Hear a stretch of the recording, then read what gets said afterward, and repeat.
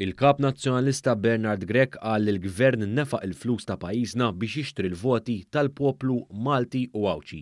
U qal dan fl-eluq tal-Kunsill Ġenerali tal-Partit Nazzjonalista fejn fih il-kandidat tal-fazzjoni ta' Simon Busuttil ġie elett bħala viċi kap. Dan permezz ta' vot fejn fih 30% tal-kunsilliera nazzjonalisti lanqas marru jivvotaw u bekk ikkonfermaw l-apatija kbira li tiddomina fid-dar ċentrali Bernard Grech kap tal-partit. F'tentattiv li jostor dan il-kap nazzjonalista Bernard Grech f'diskors quddiem numru żgħir ta' attivisti u deputati infexx f'attakk fil-konfront tal-ħidma ta' Gvern Laburista fost oħrajn irrefera r-riżultat elettorali ta' ftit xhur ilu.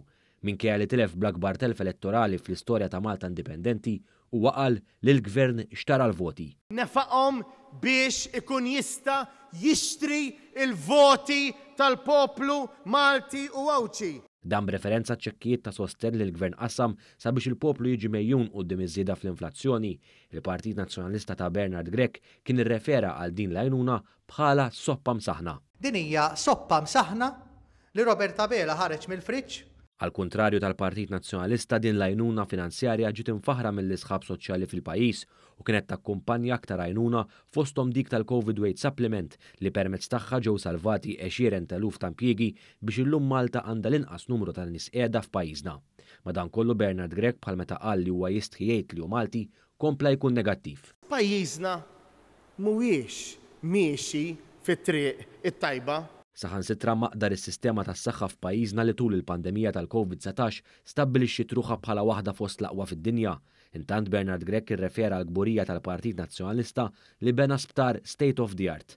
Dan minkejja li fl-2014 ġie skopert il-konkos difettus f'Mater Dei fi żmien meta l-gvern kien beda bi pjanijiet sabiex jibni żewġ solari fuq l-emerġenza sabiex jiżdiedu is-sodot fl-isptar.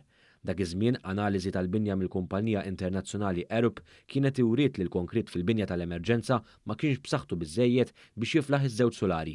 Riżultat ta' dan ġiet stmata l-ispiża ta' 150 miljun euro mit-taxxi tal-poplu biex dan il-konkos jitranġa.